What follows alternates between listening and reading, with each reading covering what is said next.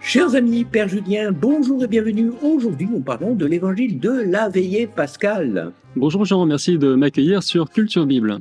Et nous lisons pour la veillée pascale de l'année C dans l'évangile de Luc, le premier récit des apparitions de Jésus à ses disciples. La scène se passe au petit matin de Pâques.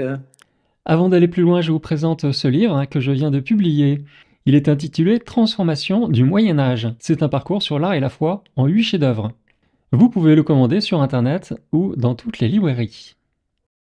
Alors, nous avons 4 témoignages de la résurrection. Dites-moi, Père Julien, est-ce qu'à partir de ces récits, on peut dresser une chronologie précise des événements?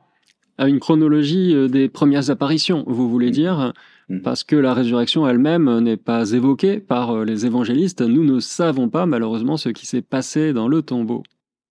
Effectivement. Autre question maintenant au sujet du Saint-Suaire. Est-ce que l'empreinte sur le linceul de Turin ne serait pas une photographie prise au moment précis où Jésus ressuscite? Un peu comme le chaînon manquant, vous voulez dire. Eh bien, c'est la question que je me pose à propos du Saint-Suaire.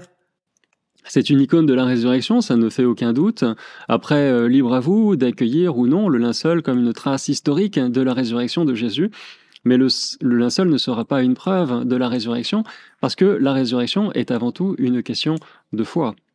Oui, vous avez raison. Les femmes dans l'Évangile ont reçu le témoignage de la résurrection de Jésus et elles ont cru. Oui, elles n'ont pas eu besoin d'en savoir plus, elles ont posé un acte de foi. Mais je reviens à ma première question. Peut-on faire un récit cohérent des premières apparitions à partir de ces 4 évangiles? Eh bien oui, et ça commence très tôt, le dimanche matin, il fait encore nuit, nous dit l'évangéliste Saint Jean, c'était encore les ténèbres. Oui, nous sommes aux alentours de 3 heures ou 4 heures du matin. Marie-Madeleine est la première à se rendre au tombeau, n'est-ce pas?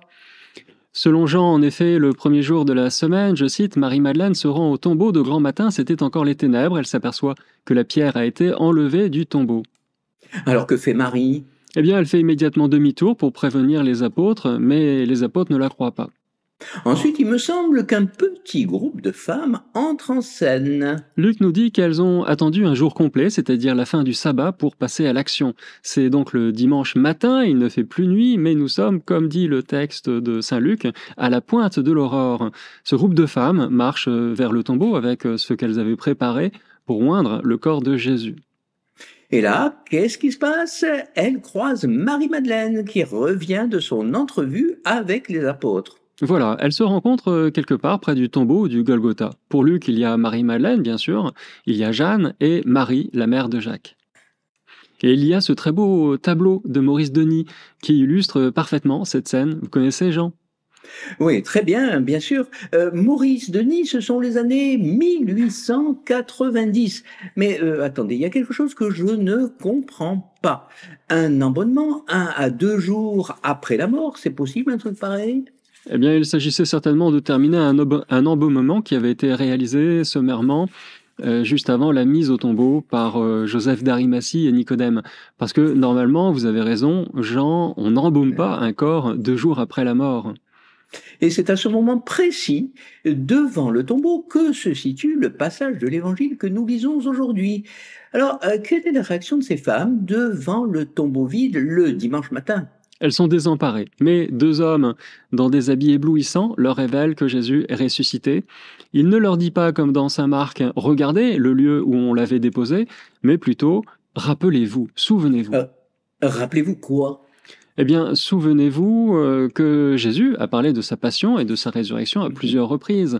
Jésus vous l'a dit, il fallait que les Écritures s'accomplissent. Donc elles font ce travail de mémoire et elles posent un acte de foi en Jésus ressuscité. Ensuite, elles ont le même réflexe que Marie-Madeleine précédemment. Elles partent annoncer aux 11 apôtres que Jésus est ressuscité. Alors les apôtres ne sont toujours pas convaincus et les traitent même avec mépris en leur disant qu'elles sont en train de radoter. Dans le doute, Pierre décide quand même de se rendre compte par lui-même de la situation au tombeau. On est très proche du récit que l'on trouve chez Saint Jean, vous trouvez pas? Oui, très proche, sauf que pour Saint Luc, quand Pierre se rend au tombeau, il est seul, il n'est pas accompagné par le fameux disciple bien-aimé, comme dans l'Évangile selon saint Jean. Donc Pierre se lève et court au tombeau, et en se penchant, il voit les linges, mais ça ne suffit pas pour lui. Luc nous dit qu'il va rentrer chez lui tout étonné. Marie-Madeleine revient au tombeau et cette fois, elle est seule. Jésus lui apparaît et pour la première fois, Jésus apparaît ressuscité. Oui, et si nous voulons connaître le récit de cette première apparition à Marie-Madeleine, eh bien, il faut lire l'Évangile selon saint Jean, chapitre 20. C'est le deuxième portrait de disciples confrontés à Jésus ressuscité. Il y a comme un triptyque johannique au chapitre 20 de l'Évangile de Jean. Il y a d'abord Pierre et le disciple bien-aimé, ensuite il y a Marie-Madeleine et enfin l'apôtre Thomas une semaine après.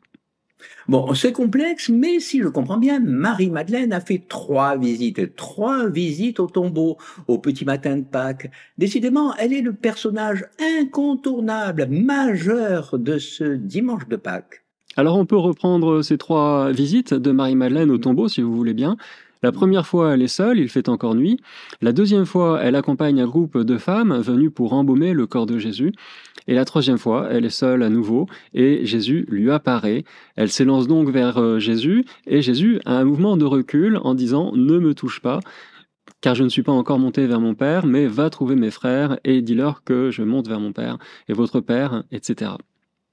Ensuite, je crois, Jésus apparaît à deux disciples sur une route, la route de Jérusalem à Emmaüs. Oui, donc Jésus attend d'être arrivé à destination, à Emmaüs, pour se manifester pendant la bénédiction du repas à la fraction du pain. Et les 2 disciples, émerveillés, vont retourner à Jérusalem et ils vont retrouver les apôtres, mais la nouvelle s'est déjà répandue, Jésus est ressuscité, tout le monde le sait. C'est dans Luc, chapitre 24, verset 34, l'évangéliste nous apprend qu'il est apparu à Simon-Pierre, mais il ne me semble pas que Luc en ait parlé. Non, vous avez raison, à nouveau, il faut aller voir chez saint Jean le récit de cette apparition, parce que saint Jean est le seul à rapporter une apparition de Jésus à l'apôtre Pierre, et c'est un petit peu plus loin, au chapitre 21. Alors on voit les liens étroits entre les deux évangiles, celui de Luc et celui de Jean. Oui, ce qu'il y a d'étonnant, c'est que Luc connaissait apparemment les scènes qui seront retenues plus tard par Jean, mais il a décidé de ne pas s'en servir. Alors, quels sont ces points d'insistance? Pourquoi Luc fait-il ce choix de scènes parmi tous les récits d'apparition qui devaient circuler dans les communautés chrétiennes avant la fin du 1er siècle? Alors, il y aurait certainement plusieurs thèmes à mettre en valeur, mais je voudrais parler en particulier de la mémoire. Les femmes, dont les noms sont cités par Luc, permettront aux disciples de l'Église primitive de passer des récits qu'ils entendent au cours des célébrations liturgiques aux événements historiques auxquels ils n'ont pas eu accès. Ils n'ont pas assisté à ces événements. Donc, elles assurent une certaine continuité du témoignage. Dans les communautés, elles ont un rôle de premier plan. Elles peuvent témoigner à la fois du ministère public de Jésus, de sa passion, de sa résurrection et de ses premières apparitions. Alors, on parlait du linceul tout à l'heure, mais est-ce que le linceul ne peut pas jouer le même rôle pour notre foi? Nous aider à prendre conscience de la continuité du témoignage. Il nous questionne sur la relation que nous faisons personnellement entre le Jésus historique et le Jésus tel qu'il nous est présenté par les évangiles et la foi de l'Église. Oui, pourquoi pas, tous les moyens sont bons quand il s'agit de réaliser davantage que Jésus est le vivant, comme l'écrit saint Luc. Alors, effectivement, on peut se servir du linceul de Turin. Pour Luc, il s'agit avant tout de faire mémoire de ce témoignage, du nôtre et de celui de l'Église. C'est important pour Luc, la mémoire. Rappelez-vous, disent les hommes vêtus de blanc, souvenez-vous. Alors notez au sujet de la mémoire cette très belle inclusion entre les premiers versets et les derniers. L'évangile commençait, rappelez-vous, avec l'annonce de l'ange à Zacharie dans le temple de Jérusalem et l'incapacité de Jean à se souvenir des promesses de Dieu. Eh oui, il aurait dû se souvenir, d'autant plus que le nom de Zacharie signifie « souviens-toi » ou « Dieu se souvient ». Vous voyez ce thème récurrent de la mémoire et du souvenir. Zacharie, Zachée est aussi un personnage important de l'évangile de Luc. On retrouve la même racine hébraïque, se souvenir. C'était sa mission à Zacharie finalement. Et il n'a pas su reconnaître le moment où s'accomplissaient les promesses d'Israël. Zacharie a douté, mais les femmes de l'évangile se sont souvenues. Et elles sont entrées dans la foi avec toute l'Église. Eh bien, très belle conclusion. C'est un appel à nous souvenir des grâces reçues et des paroles de Jésus dans l'Évangile. Merci d'avoir répondu, Père Julien, à mes questions et bonne fête de Pâques. Merci, bonne fête à toute l'équipe et à nos auditeurs.